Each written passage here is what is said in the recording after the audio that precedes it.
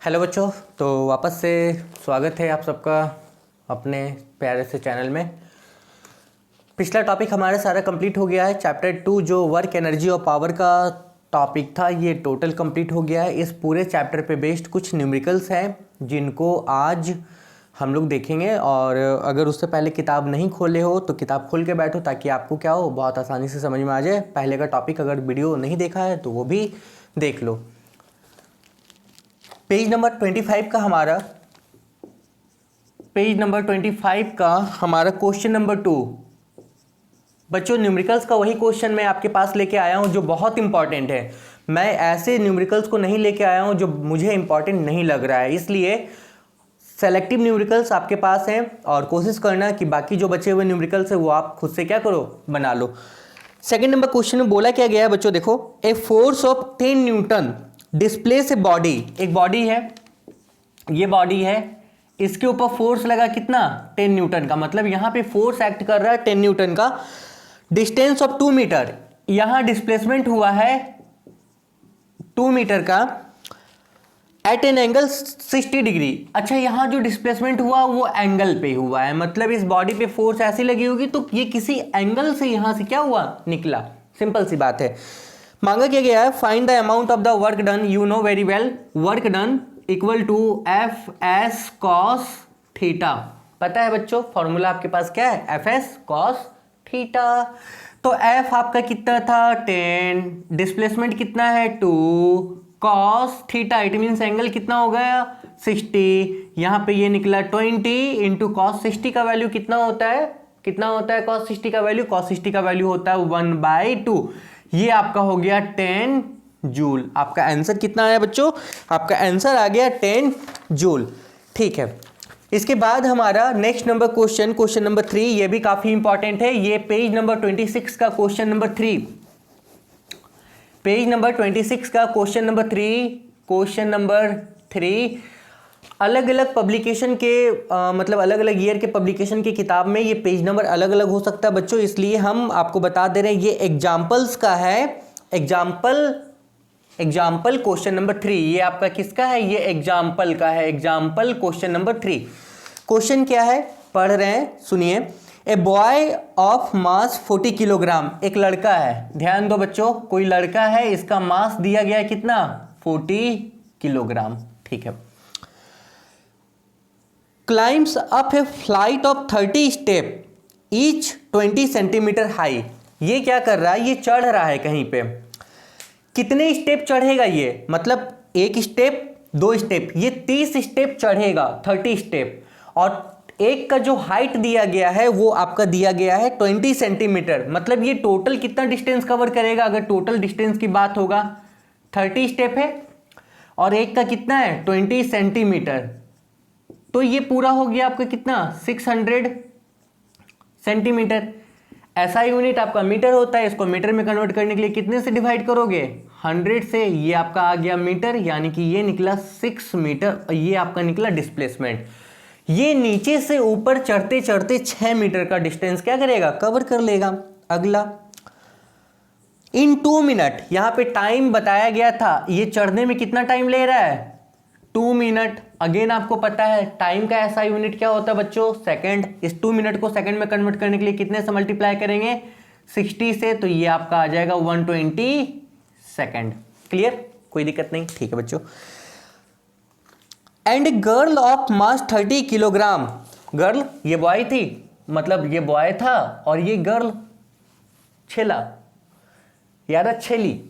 इसका मास कितना, इसका मास है 30 किलोग्राम।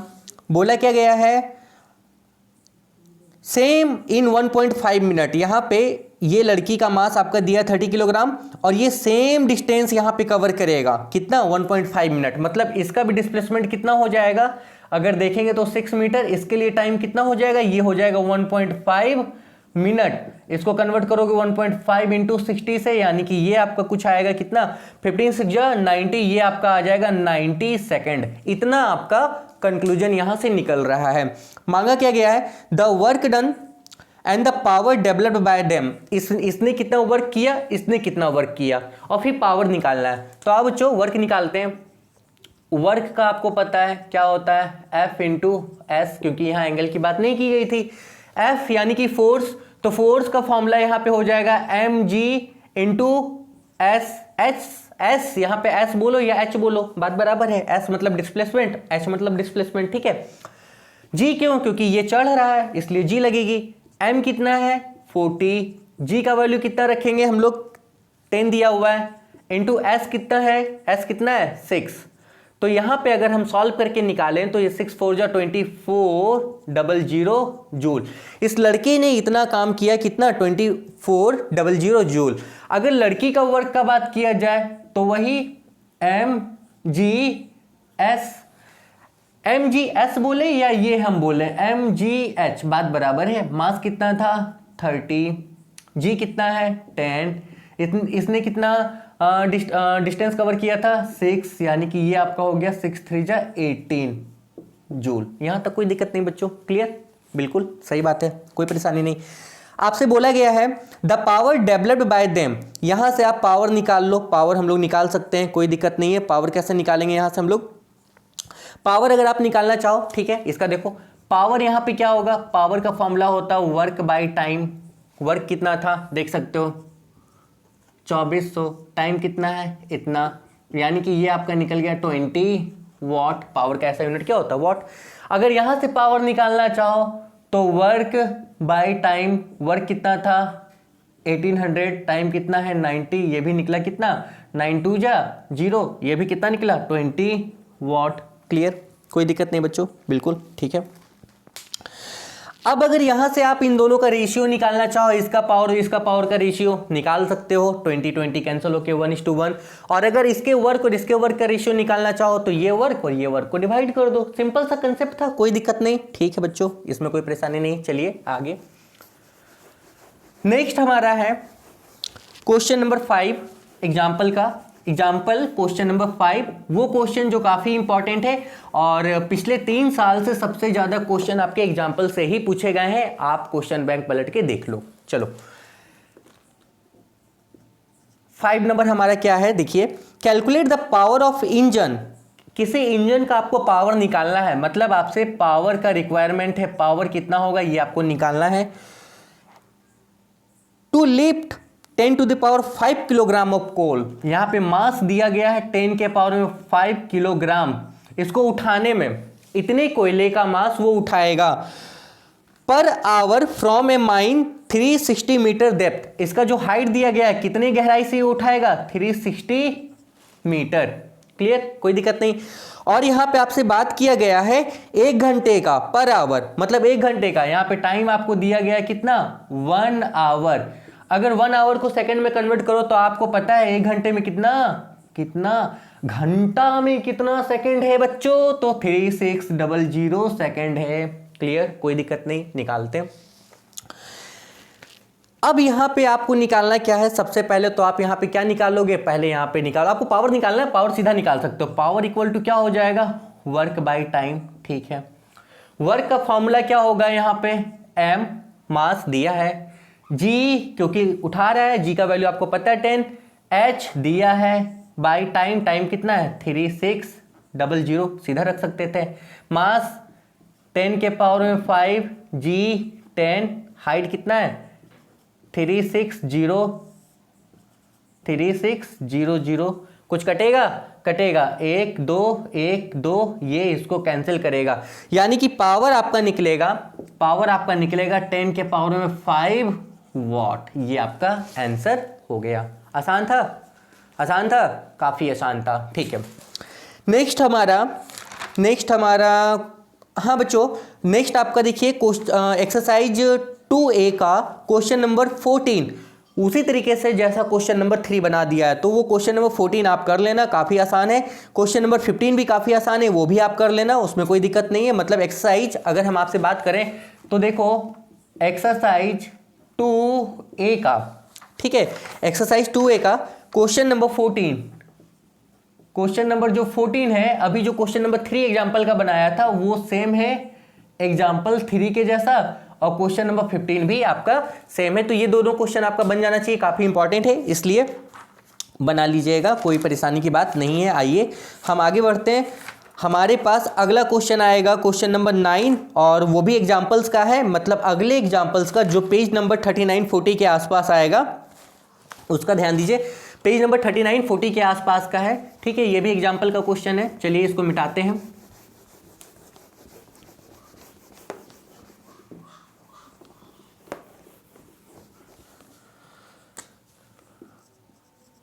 पेज नंबर 39-40 के आसपास का question number 9, how is the kinetic energy of the moving cart affected if the mass is double. ध्यान दो, अगर मास हम डबल कर दें, ठीक है, और सेकेंड केस में अगर वेलोसिटी को घटा दिया जाए, ये पहला केस था, दूसरे केस में आपसे क्या बोला गया है, वेलोसिटी को आप क्या करो, घटा दो। घटाना है किसका, 1/3 इनिशियल, मतलब यहां पे आपने इसको क्या किया, रिड्यूस किया। तो बच्चों काइनेटिक एनर्जी पे कितना असर आएगा ये तो आप ऐसे ही बता सकते हो। काइनेटिक एनर्जी क्या होती है, ई के इक्वल टू होती है हाफ mv का स्क्वायर, ठीक है। मतलब अगर मास को हम डबल करें, मास आप क्या करो, डबल कर दो, तो काइनेटिक एनर्जी क्या हो जाएगी, डबल ही तो होगी ना। आप मास डबल करो तो काइनेटिक एनर्जी क्या हो जाएगी, डबल हो जाएगी, ठीक है। और अगर आप वेलोसिटी को क्या करो, 1/3 कर दो, आप इसको 1/3 कर दो, ठीक है। तो काइनेटिक एनर्जी कितना होगा, 1/3 का स्क्वायर कितना होता है बच्चों, 1/3 का स्क्वायर होता है 1/9। यानी कि अगर वेलोसिटी घटेगी तो काइनेटिक एनर्जी क्या होगी, घटेगी, क्योंकि ये आपको पता है काइनेटिक एनर्जी जो होती है वो डायरेक्टली प्रोपोर्शनल होती है ना मास और वेलोसिटी के, क्योंकि ये तो कांस्टेंट है। ये मास और वेलोसिटी के क्या हो जाएगी, डायरेक्टली प्रोपोर्शनल हो जाएगी। अगर मास यहां कांस्टेंट ना हो तो, ठीक है, अगर मास यहां कांस्टेंट ना हो तो सिंपल सी बात, ये कंसेप्ट तो आपका क्लियर है, इसमें कोई परेशानी की बात नहीं, आप इसको ऐसे ही बना सकते हो। इसके बाद आपका क्वेश्चन नंबर 10 आता है, सेम इसके जस्ट बाद का क्वेश्चन नंबर आपका 10 आएगा। क्वेश्चन नंबर 10 में क्या बोला गया देख लो बच्चों। क्वेश्चन नंबर 10 में, ए ट्रक वेजिंग 5 × 10³ kgf, बच्चों यहां ध्यान दो, 5 × 10³ kgf, kgf, ठीक है। अगर मास निकालना चाहो, वो kgf वो वेट दिया हुआ है यहां पे, आप यहां पे क्या करो, मास निकाल लो। वो दिया हुआ था कितना, 5 × 10⁻³ ये दिया था किसमें, kgf में, ठीक है। तो यहां पे इसको कन्वर्ट करोगे जब मास में, तो ये हो जाएगा 5 × 10³ कितना, 3 kg, सिंपल सा। अगला बोला गया है, and A cart waging 500 kgf। अब ये आपका किसका था, ये जो मास था ये था ट्रक का, और एक मास दिया गया आपका कार्ट का। इसका जो मास दिया गया वो दिया गया है 500 kgf, यानी कि 500 kg, सिंपल सा, कोई दिक्कत नहीं। इसको अगर सॉल्व करोगे तो यहां पे ये सॉल्व करके आ जाएगा, पता है कितना बच्चों, 5000 kg, और ये 500 kg। मांगा क्या गया है, are moving with the same speed, ये सेम स्पीड से मूव कर रहा है, compare there the kinetic energy, kinetic energy का कंपेयर करते हैं, मतलब काइनेटिक एनर्जी ऑफ किसका, truck, by kinetic energy of क्या, कार्ट। इसका फॉर्मूला क्या होगा, हाफ इंटू मास ऑफ क्या, ट्रक, यहां पे ट्रक लिख दो, कोई दिक्कत नहीं है, इंटू दोनों का स्पीड सेम है, मतलब इसका वेलोसिटी का स्क्वायर बाय 1/2 इंटू यहां पे मास ऑफ क्या, कार्ट, इंटू इसका वेलोसिटी का स्क्वायर, वेलोसिटी तो सेम था, कोई दिक्कत नहीं बच्चों, ठीक है। आप देख सकते हो ये वाला टर्म कैंसिल, ये पूरा कैंसिल, क्योंकि वेलोसिटी दोनों का सेम है। यहाँ पे ट्रक का मास कितना हो गया, ट्रक का मास आपका हो गया 5000, यहाँ पे इसका मास कितना हो जाएगा 500, आंसर आपका कितना आएगा 10:1, यानी कि आपका आंसर हो जाएगा 10:1। काइनेटिक एनर्जी इसकी ज्यादा होगी, इसके काइनेटिक एनर्जी से कितनी ज्यादा होगी, 10 टाइम्स। क्या टफ लग रहा है, इतने ही आसान क्वेश्चन आते हैं एग्जाम में, पलट के देख लो। अगर नहीं यकीन नहीं सर आप आसान सेलेक्ट करके बना रहे हो, हमारा बहुत टफ आता है, उठा के देख लो। हमारे ऊपर यकीन नहीं है तो आप उठा के देख लो, और नहीं तो जो बता रहे हैं इससे बाहर आपके एग्जाम में नहीं आएगा, ना ब्लॉक में, ना हाफ ईयरली में, ना मॉक में, ना प्री बोर्ड में, और ना ही बोर्ड में। अगला 11 नंबर देखो बच्चों, ठीक इसके बाद का क्वेश्चन वो जो काफी इंपॉर्टेंट है। 11 नंबर देखो, 11 नंबर के क्वेश्चन में क्या बोला गया है, बड़ा टेंशन है मिटाने में, आप लोग कोई पढ़ लिख लो, कोई टाइम मशीन बना दो ना। क्वेश्चन नंबर 11 में क्या बोला गया बच्चों, देखो for the same kinetic energy of the body, किसी बॉडी के लिए सेम काइनेटिक एनर्जी की बात होगी, what should be the change in its velocity if its mass is increased 4 time. Now listen, mass को इंक्रीज करके 4 गुना कर दिया गया है, मतलब बॉडी का पहला मास, अगर हम आपसे बात बताएं, इनिशियल जो मास था वो m मानते हैं लेट, इसके बाद का मास, फाइनल मास कितना हो जाएगा 4m, कोई दिक्कत नहीं, ठीक है। What should be the change in its velocity, velocity में कितना चेंज करना होगा, बात को समझना, वेलोसिटी में कितना चेंज करना होगा। अच्छा, इसका इनिशियल वेलोसिटी, अगर यहां पे हम वेलोसिटी क्या करें v1 माने, और यहां पे हम वेलोसिटी क्या करें v2 माने, ठीक है। दोनों केस का काइनेटिक एनर्जी सेम बोला गया है, वही बॉडी था, उसका काइनेटिक एनर्जी ये ई के ऑफ पहला इक्वल टू के ई ऑफ दूसरा, ई के या के ई बात बराबर है, दोनों सेम में, दोनों केस में सेम बोला गया। इसका फॉर्मूला क्या होगा 1/2 मास हाफ इंटू एम इंटू भी स्क्वायर, तो भी की जगह पे ये हो जाएगा। इसका भी क्या होगा हाफ इंटू मास यहाँ पे क्या हो जाएगा, मास यहाँ पे हो जाएगा 4m, यहाँ पे वेलोसिटी का स्क्वायर, कोई दिक्कत नहीं बच्चों, ठीक है। आओ, ये हाफ से हाफ कैंसिल हो गया, ठीक है। यहाँ पे मास इंटू वेलोसिटी का स्क्वायर इक्वल टू यहाँ पे क्या हो जाएगा 4 मास इंटू क्या वेलोसिटी का स्क्वायर। क्लियर, कोई दिक्कत बच्चों, कोई परेशानी, यहाँ तो कोई परेशानी नहीं है। चलो आगे बताते हैं, ठीक है। m से m कैंसिल कर दो, यहाँ पे v1 का स्क्वायर, इसको पूरे को लिख सकते थे 2v2 का होल स्क्वायर, कर सकते हैं। 2 का स्क्वायर कितना 4, v2 का स्क्वायर कितना v2 का स्क्वायर, यहाँ से ये भी काट दो, यानी कि v1 इक्वल टू कितना हो गया 2v2। आपको ये निकालना है चेंज कितना होगा, v2 निकाल लो, v2 कितना हो जाएगा 1/2 v1। मतलब इसकी जो फाइनल वेलोसिटी थी, अगर इसकी फाइनल वेलोसिटी इसके इनिशियल वेलोसिटी से क्या हो जाए आधी हो जाए, तो इस केस की काइनेटिक एनर्जी और इस केस की काइनेटिक एनर्जी क्या हो जाएगी सेम हो जाएगी। क्वेश्चन का ये मतलब है। क्वेश्चन में क्या था, कोई बॉडी है वो मूव कर रही है, बॉडी का मास था m, वेलोसिटी v1 था। अगर मास बढ़ के 4 टाइम्स हो जाए तो वेलोसिटी में क्या चेंज होना चाहिए कि काइनेटिक एनर्जी दोनों केस का क्या हो जाए सेम हो जाए। समझ गए बच्चों, ठीक है। आगे आइए,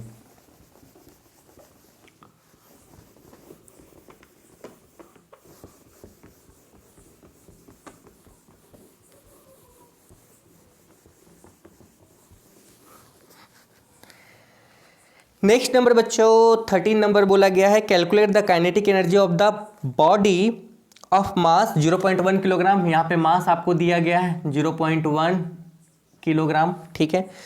और मोमेंटम यहाँ पे दिया गया है, मोमेंटम यहाँ पे दिया गया है 20 kg मीटर पर सेकेंड। आपको निकालना है क्या है, काइनेटिक एनर्जी निकालना है, काइनेटिक एनर्जी निकालना है, ये आपका काम होगा, आप निकाल लेना। काइनेटिक एनर्जी मोमेंटम और मास में क्या रिलेशनशिप होता है, रिलेशनशिप आपको पता है क्या होता है, आप निकाल लेना। वो जो फॉर्मूला है relationship between the kinetic energy mass and momentum, ये बहुत इंपॉर्टेंट है। सीधा फॉर्मूला रखोगे, वहां से सॉल्व करोगे, सॉल्व करके क्या कर लेना निकाल लेना और निकल जाएगा, ठीक है। और ख़त्म हो गया आपका न्यूमेरिकल्स, जितना था इंपॉर्टेंट वो सारा आप लोग बना लिए हो। और मेरे ख्याल से अब कुछ इसमें बचा नहीं है ऐसा जो एग्जामिनेशन व्यू पॉइंट से काफ़ी इंपॉर्टेंट हो, इसलिए इस पूरे चैप्टर्स को आप क्या करना देखते रहना। चैप्टर 1 मोशन यानी कि जो आपका फोर्स का चैप्टर था वो कंप्लीट हो गया। चैप्टर 2 आपका वर्क एनर्जी एंड पावर का चैप्टर कंप्लीट हो गया। और चैप्टर 3 जो आपका बच्चों है मशीन का, ये चैप्टर स्किप किया जाएगा क्योंकि इस चैप्टर में समझने के लिए बहुत सारे नए टर्म्स हैं और आपको इंटरेस्ट लगेगा कि नहीं हमको पता नहीं, लेकिन वो चैप्टर्स जो आप इसके पहले पढ़ के आए उस चैप्टर्स को हम स्टार्ट करेंगे ताकि आपको इंटरेस्ट आए। फिर जब आपके एग्जामिनेशन शुरू होंगे ब्लॉक टेस्ट, उस समय तक मशीन के चैप्टर को हम कंप्लीट करवा देंगे। इसके बाद हमारा जो अगला चैप्टर होगा वो होगा reflection of light at the plane surface, उसके बाद reflection through a lens and then the spectrum. ये 3 चैप्टर ऐसा है जो काफ़ी आसान है और आप इजीली क्या कर पाओगे समझ पाओगे, इसलिए मशीन के चैप्टर को स्किप किया जाएगा। आपका अगला जो क्लास शुरू होगा वो होगा reflection through a plane surface. तब तक के लिए देखते रहो बच्चों, बने रहो और आनंद लो लॉकडाउन का। क्या कर सकते हैं, कोई उपाय नहीं है। All the best and have a good day, good night.